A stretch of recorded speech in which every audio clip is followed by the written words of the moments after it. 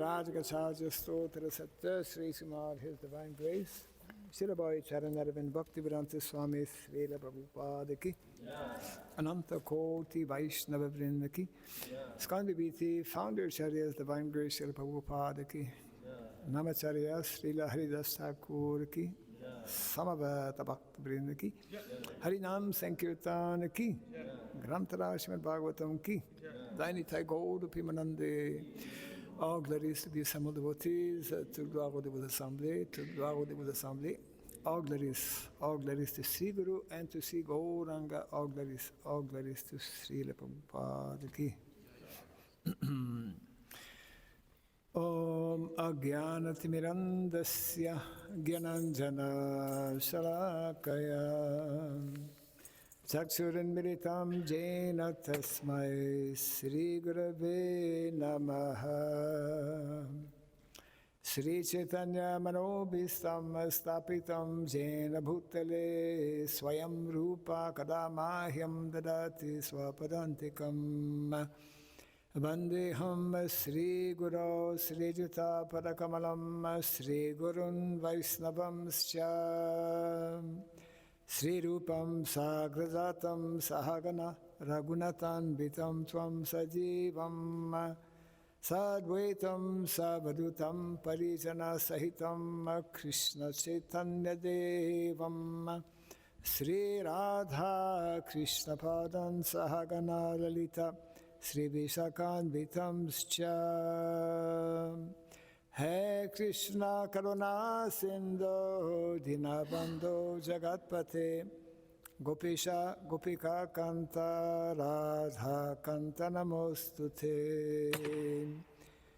Taptakanchana Gaurangi Radhe Vrindavaneshwari Vrishabhanu Suti Devi Pranamami Hare Priye Vanchakalpatarubhyascha kripa sindhubhyaeva patitanam pavanebhyo vaishnavebhyo namo namaha Narayanam namaskritya naram chaiva narotamam devim sarasatim vyasam Tato Jayamudirayat. Before reciting the Srimad Bhagavatam, which is our very means of conquest, let us first offer our respectful obeisances unto Narayana, the Supreme Personality of Godhead, unto Nara, Narayan Rishi, the supermost human being, unto Mother Saraswati, the Goddess of Learning, and unto Srila Vyasadeva, the author. Nasta Prayesha Badreshu Nityam Bhagavata Sevaya Bhagavati Tamashloke Bhakti Raghava Naistiki. By regularly hearing the Srimad Bhagavatam and by rendering a service unto the pure devotee, all that is troublesome within the heart becomes destroyed practically to nil, and a loving devotional service unto the Supreme Lord, who is praised with transcendental songs, becomes established as an irrevocable fact. Idam Bhagavatam Nama Puranam Brahmasamitam Uttama Shloka Charitam Chakara Bhagavan Rishi Nishreya Sayalokasya Dhanyam Swasyayanam Mahat. This Srimad Bhagavatam, known as the Grantaraj, the king of all Vedic literatures, is the literary incarnation of God. It is compiled by the incarnation of God, the Srila Vyasadeva. It is meant for the ultimate good of all people. It is all successful, all blissful, and all perfect. Sri Krishna Chaitanya Prabhu Nityananda Sri Advaita Gadadhara Sri Vasadi Gaura Bhakta Vrinda. Hare Krishna, Hare Krishna, Krishna Krishna Hare Hare Hare Rama Hare Rama Rama Rama Hare Hare Om Namo Bhagavate Vasudevaya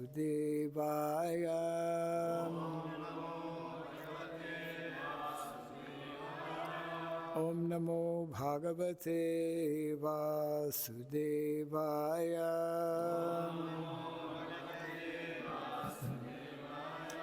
Om Namo Bhagavate Vasudevaya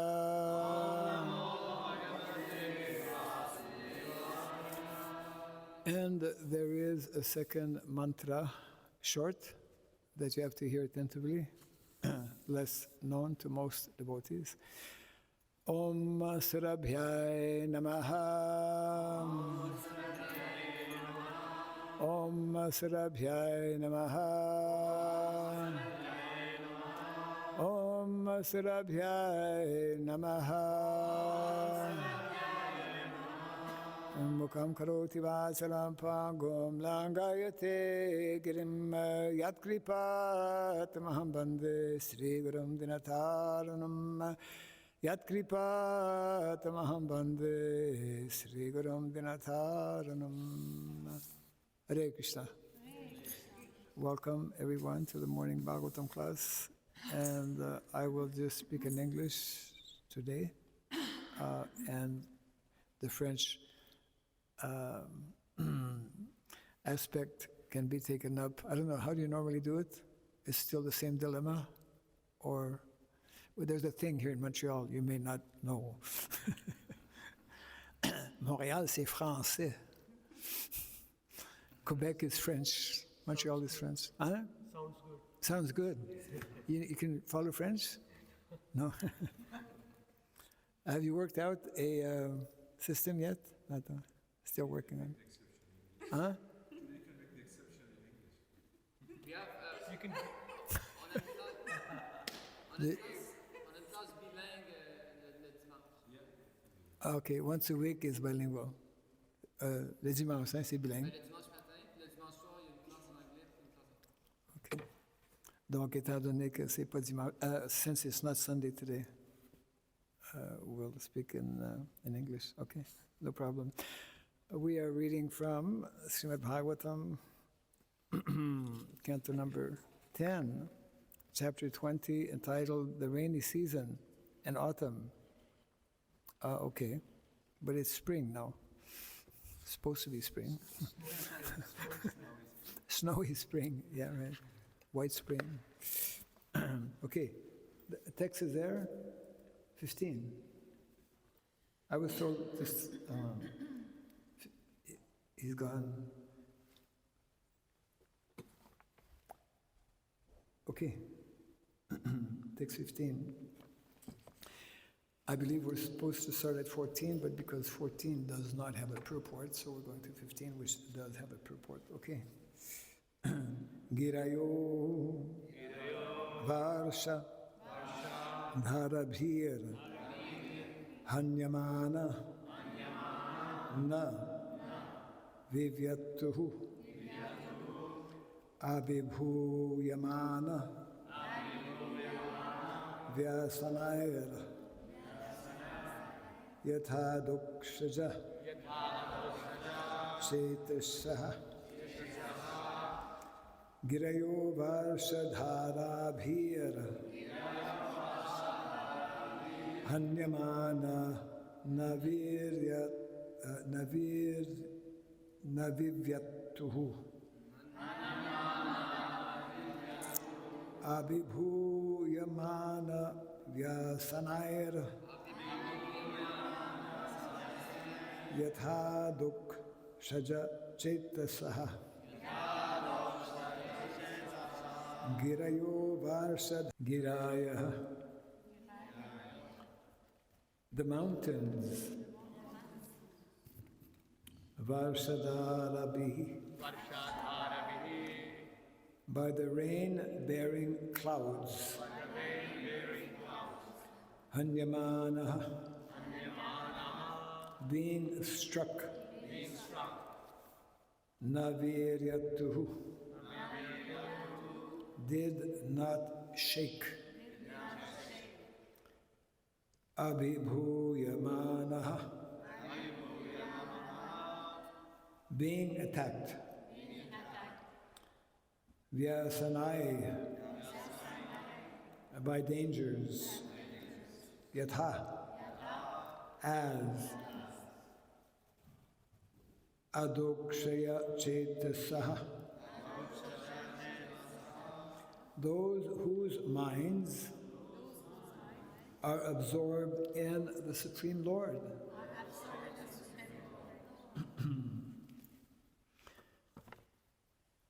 Translation and purport by the followers of His Divine Grace, A.C. Bhakti Raghava Swami Srila Prabhupada Ki.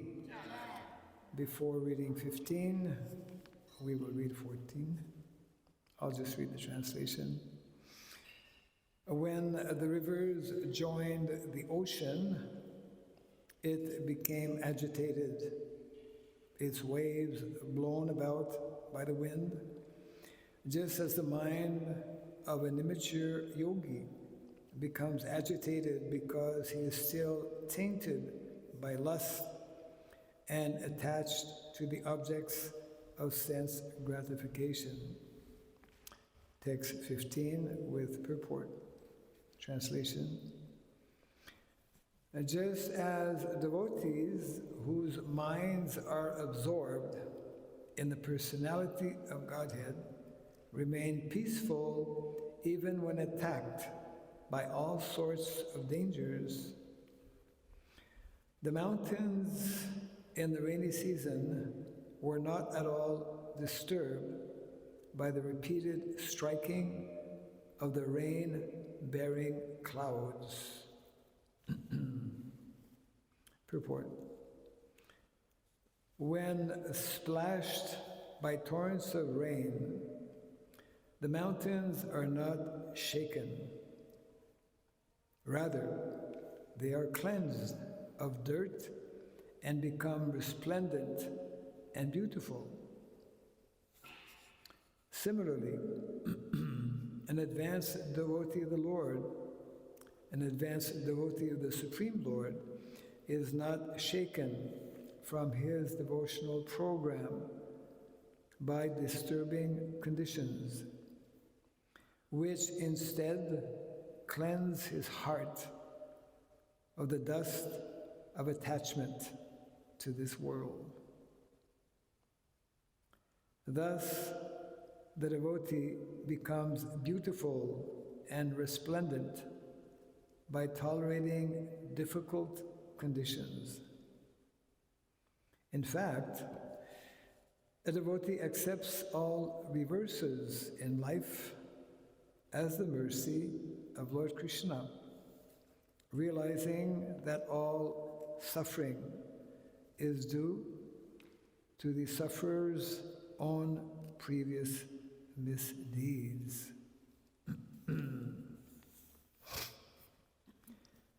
I'll read the translation to 15 once again.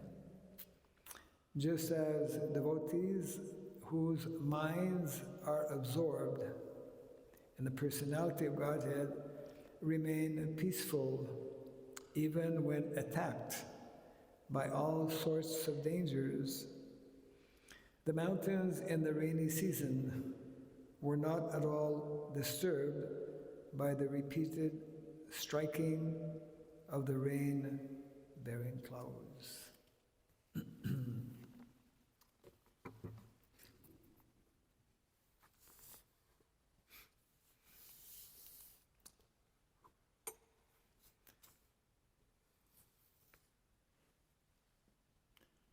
So very nice analogy being given here.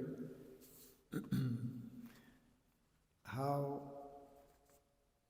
in the material world everyone is constantly assailed by so many oppositions or problems, challenged in so many ways. And those who are devoid of proper knowledge and understanding become extremely disturbed. But for those who are cultivating this knowledge of Krishna consciousness, as mentioned here, and the example of a mountain is very nice also, they see it as the mercy of the Lord, as an opportunity to become purified. And they understand it as the reaction to previous activities.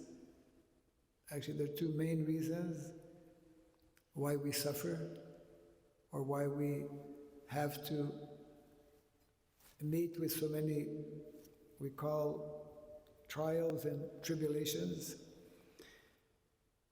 Generally, it is due to our own misdeeds, previous misdeeds in previous lifetime, or it is the arrangement of the Supreme Personality of Godhead, because even the Lord's pure devotees are put in such difficulties as well. And of course, in dealing with problems and difficulties, we can all remember the mood and mentality of Queen Kunti Devi, who, along with her children, the Pandavas, as we know, were put in so many different problems. But the famous prayer of Queen Kunti is that she is praying that let these difficulties come again and again, so that I will be able to more easily take shelter of your lotus feet. So that means that for a devotee, for those who are cultivating this knowledge of Krishna consciousness,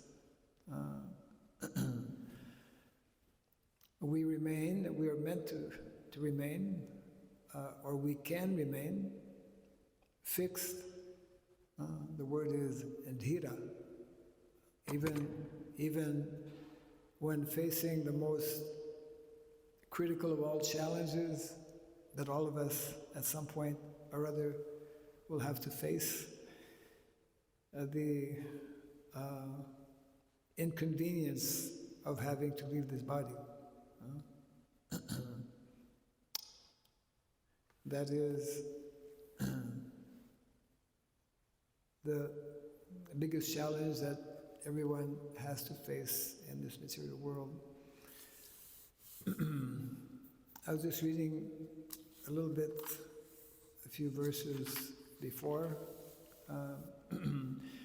The setting is Vrindavan, the description of the inhabitants of Vrindavan. Autumn is the most attractive period of the year. That's when the month of Kartik takes place, and that's when Krishna performs many of his wonderful pastimes. And it reminds us of what is meant to be the primary activity for the majority of people actually in the world, means activities connected with what we find in villages. One of the I'm not sure if it's a text or a purport.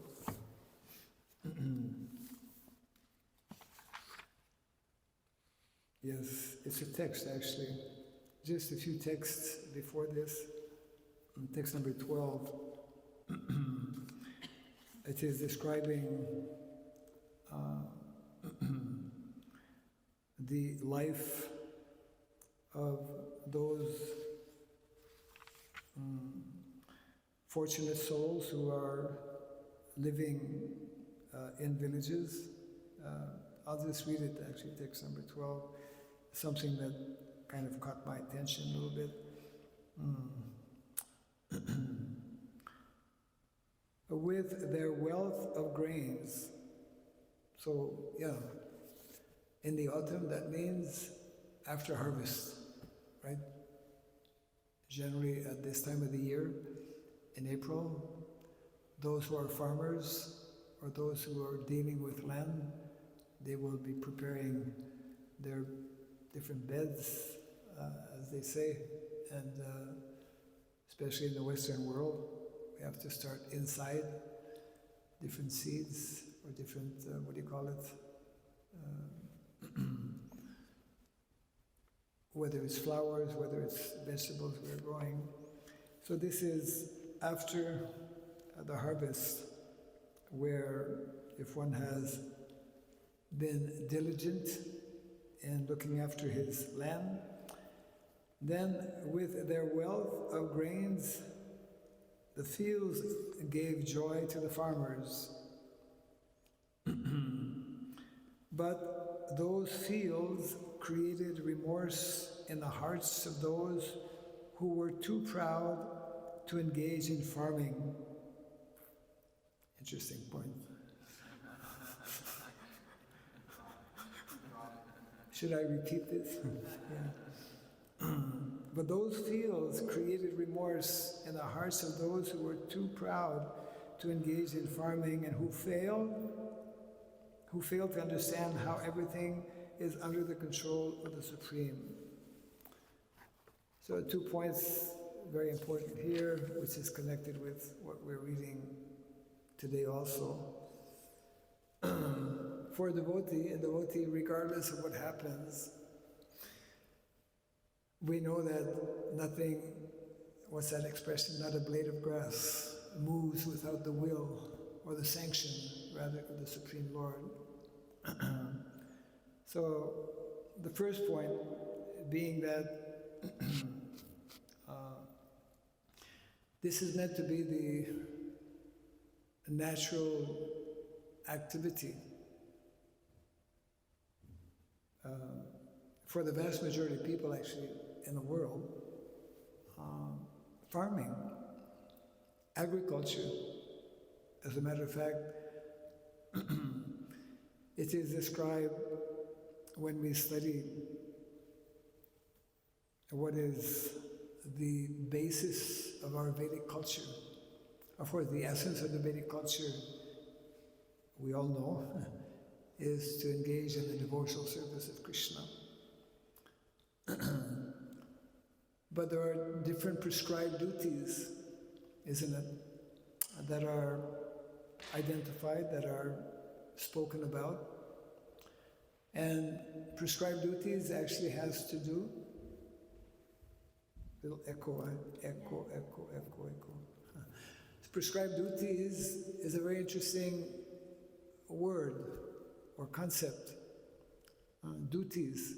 Prabhupada actually translates dharma as duty, isn't it?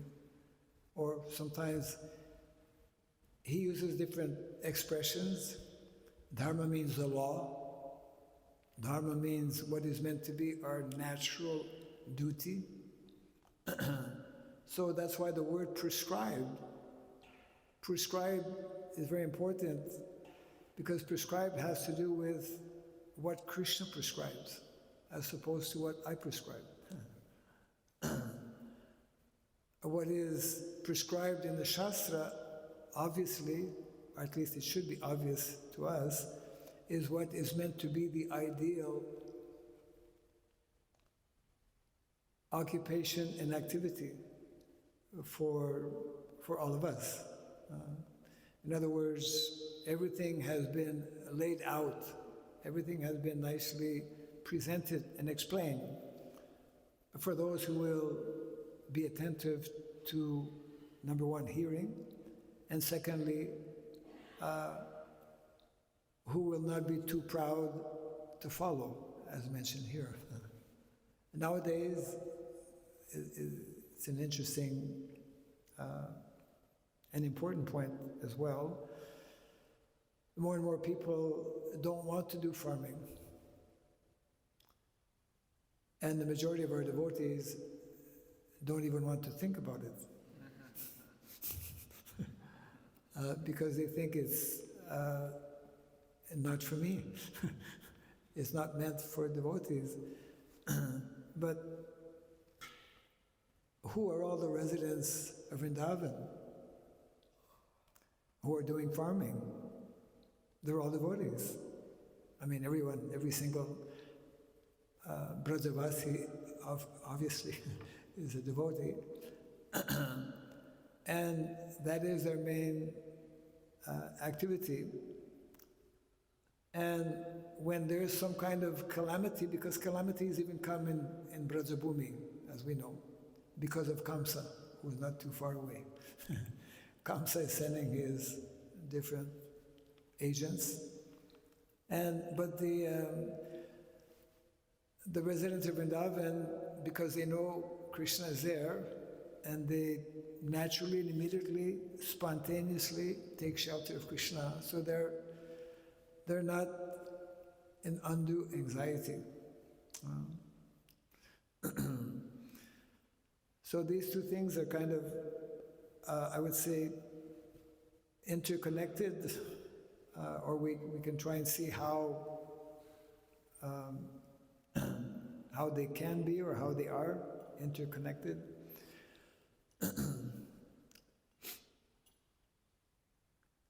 The pastimes in this particular section of the Bhagavatam, the pastimes of Vrindavan. The pastimes of Vrindavan are extremely important for all of us for two main reasons. Who can say what are the two main reasons for which hearing about and also following or putting into practice these pastimes of Vrindavan are important for us? One obvious reason, of course, is, that's obvious. Remember Krishna. Huh? Remember Krishna? Se rappeler de Krishna. Yeah, I mean, give us faith. What are the pastimes of Krishna, especially in Vrindavan, especially highlighting for devotees? Because we need milk to... She's too cow conscious. But I mean... Normally when we think, what's the most attractive pastimes of Vrindavan?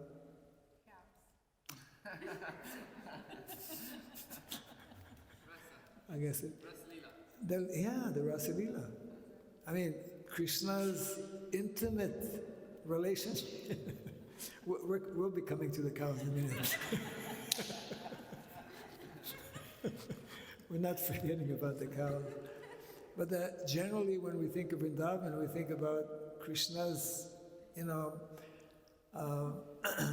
perfect, most ideal and most attractive pastimes with all of the residents of Vrindavan culminating in the Rasa Leela, isn't it? So the whole science of rasa, which is locked up or locked in the nectar of devotion, and that our Goswamis speak about and elaborate, and that is all coming from ultimately Lord Chaitanya Mahaprabhu, who has revealed all of these different relationships that we are meant to have with Krishna. So we generally think of these intimate, very confidential pastimes. Lord Chaitanya, in Jagannath Puri, he was remembering all of these very confidential pastimes, isn't it, of Krishna with the gopis especially, and with Srimati Radharani. I mean, that's a culmination. That's a culmination of not only transcendental happiness, but Srila Rupa Goswami makes that difference. And it's important for us to kind of recall the different types of happiness, namely 3 types of happiness that one can experience. One being Senses. The senses. yeah, it's called material happiness, right? Material happiness, so-called bodily comforts, that majority of people only experience this level of happiness. It's a rasa. Prabhupada speaks about there's material rasa and there's spiritual rasa, because we cannot live without rasa. Only stones can live without rasa, because stones have no emotions. Stones have no soul. So what is innate, inanimate, cannot experience rasa, but every living entity in all different species of life are looking for rasa. But the topmost rasa, of course, is spiritual. But what does Rupa Goswami explain in the Nectar Devotion? Over and above material rasa, there is, or over and above material happiness, there is, yes, which is referred to as spiritual happiness. But there is a happiness which is reserved only for those who know about bhakti, which is called devotional happiness. Material, spiritual, and devotional. And devotional happiness is exclusive for those who practice bhakti. Those who don't practice bhakti, they don't know about devotion. So Krishna, that's the special feature of Krishna's pastimes in Vrindavan, and that's why the pastimes in Vrindavan are the most attractive and the most exalted, because they bring us to that topmost level of devotional happiness, transcendental rasa, which is especially exemplified in Madhura rasa, Madhurya rasa. So I'm mentioning this because generally, unless somebody lives on a farm, but generally most devotees who don't live on a farm think about this kind of happiness. The point being that there's a whole other dimension, there's a whole other reality which can also evoke and awaken rasa within the heart, and that's on another level, which is especially exemplified in Vrindavan. In other words, Krishna's pastimes in Vrindavan are meant to awaken two levels of consciousness, which are connected with the principles of dharma.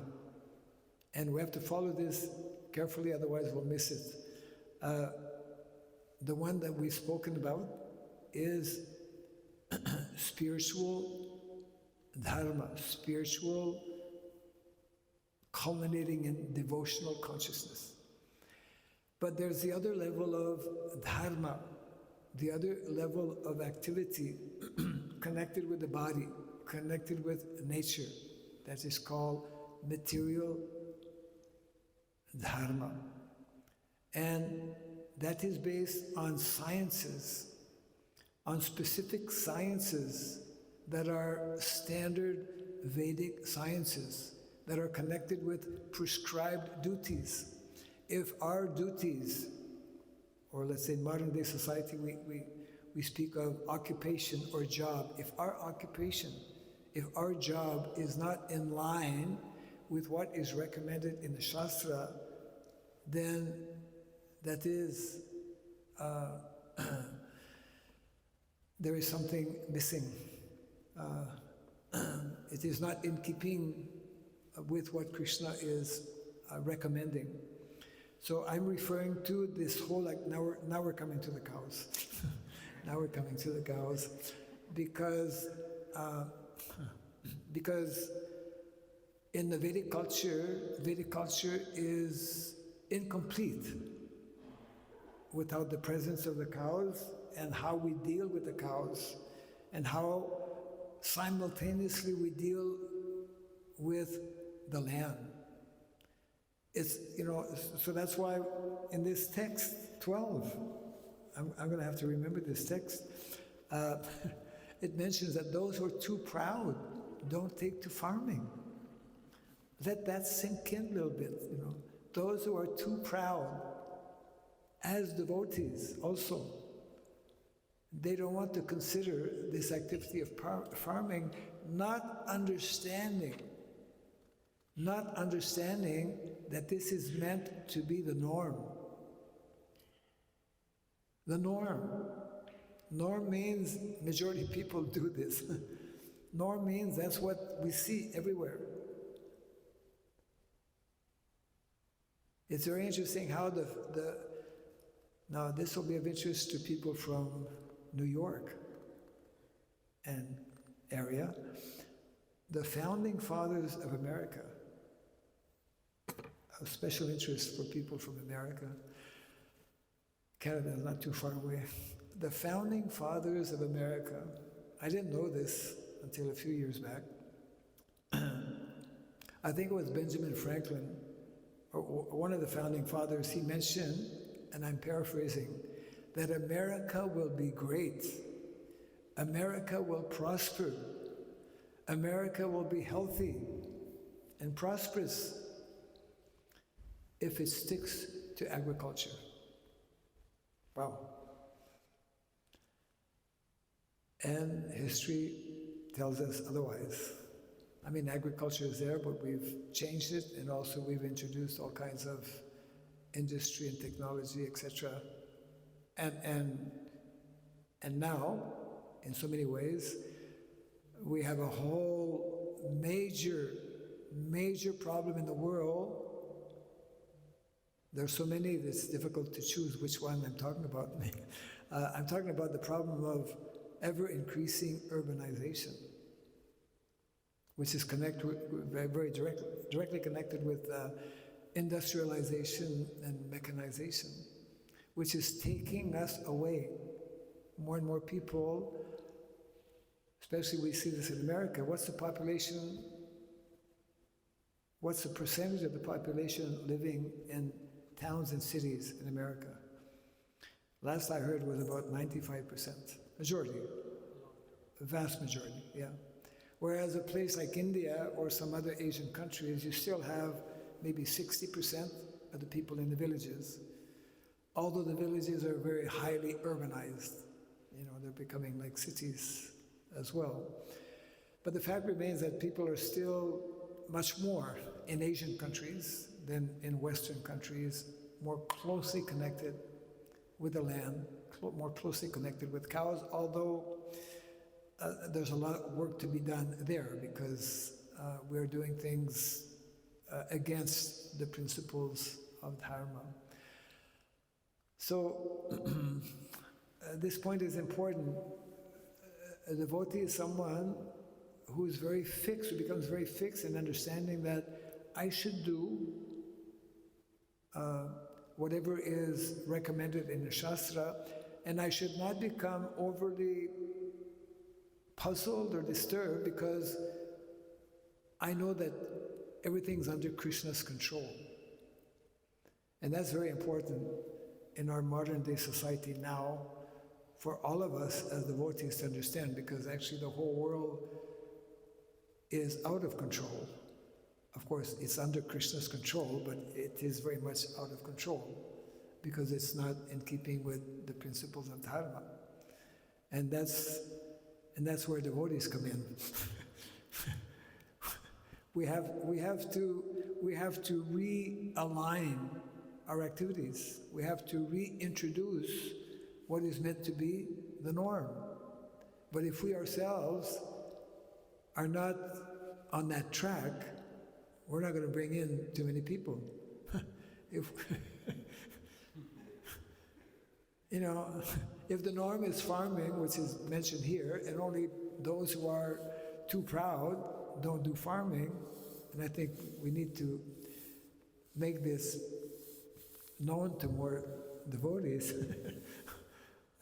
quoting directly from Shastra, then we have a problem, and we do, even as devotees. I mean, devotees are not meant to have problems. I mean, for a surrendered devotee, there are no problems, or there are only 4. Janma, Mrityu, Jara, Vyadhi, birth, death, old age, and disease are the only 4 problems that we are meant to be concerned about. Everything else is not really a major problem. So we need, therefore, to hear and to understand what is being conveyed in the Shastra. We need to read in between the lines, or at least if we could just read what's in the lines. Forget about what's in between the lines. If we could just hear as it is, right? Prabhupada is, the Shastras directly speaking, and especially Prabhupada's purports are just, because Prabhupada's purports are also summarizing the most important points made by other Vaishnavacharyas. That's a special feature in the special potency of Prabhupada's, Bhagavatam. It's like having the heavy weight of major Vaishnava acharyas in the purports. So maybe I'll just close on this point here. I'll be bringing this up a bit more because, because I happen to be traveling right now with a particular purpose. Devotees are meant to be purposeful. We have a purpose in life. We should know what we are supposed to do and what is meant to be done. And there's a real, there's a theme. There's a theme. I want to share a theme. I think you probably already know it. Most of you know it. What's the theme? Oh, you may not know it. Well, it's connected, but specifically, Varnashrama Dharma is like vast. I'm promoting a particular theme that obviously is connected with Varnashrama Dharma. And the theme is, it's not on the poster, I guess. We're getting closer. The theme is make Vrindavan villages. Make Vrindavan villages. Krishna is eternally residing in Goloka Vrindavan. True or not true? And when he comes, he brings Goloka Vrindavan and Bhoma Vrindavan. True, not true? So where do we want to go? We want to go to that place also. We want to be part of, eternally, that Goloka Vrindavan. And the best way to prepare ourselves, in addition to chanting Hare Krishna, that's the basis, is to live like the residents of Vrindavan. So, I have with me a magical card that will allow all of you to get on board. It's actually something I discovered that existed. I didn't know it existed. Of course, now we're living in the world of, in the digital world rather. But we have a number of all kinds of important information regarding the topic at hand. Our topic at hand is like connected with Dharma, connected very much with farming as well, connected with cows, beginning with cows in so many ways, and we need to know about these things, and we need to practically demonstrate, even here in Montreal, and in particular at La Mascouche. Yeah, I mean, wherever we have devotees, wherever we have land, that's a place where have you been to our farm? Not yet.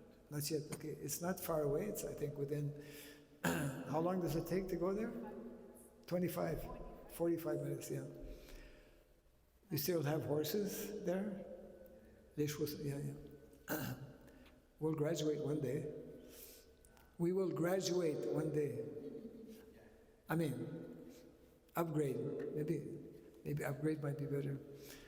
But Prabhupada said land is gold. We don't know. Wherever there's land, there's gold. So anyways, I've had this card for about a month and a half. And I'm getting close to about 2,000 people connecting actually. And there's all kinds of, it kind of like gives an opportunity for devotees to see different PowerPoints or hear different lectures or videos on the subject matter. Basically, it's addressing the 50% of Prabhupada's mission.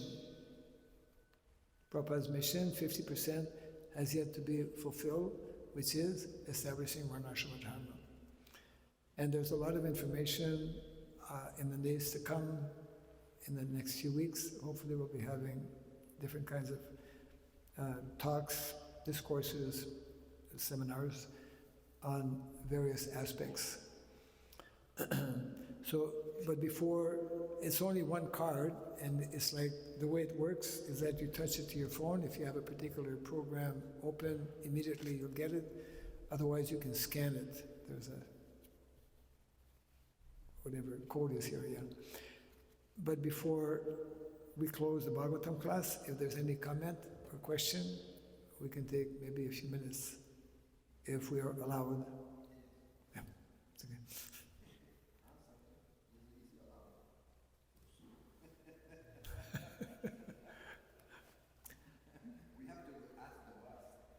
We have to? Yes. Yes. Very enlightening talk, thank you. So, Dasibur, in the beginning of your class, you said there are two reasons why one suffers. Yes. Or goes through challenge, and one is previous life's activity. One is?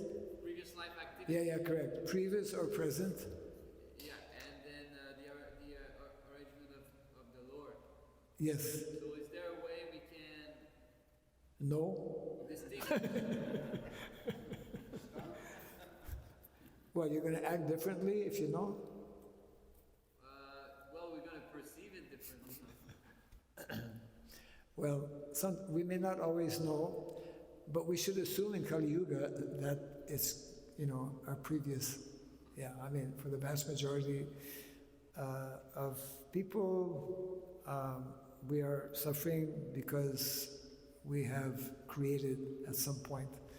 We've been bad boys or bad girls. We've gone against the laws of nature, we've performed sinful activities, and here we are.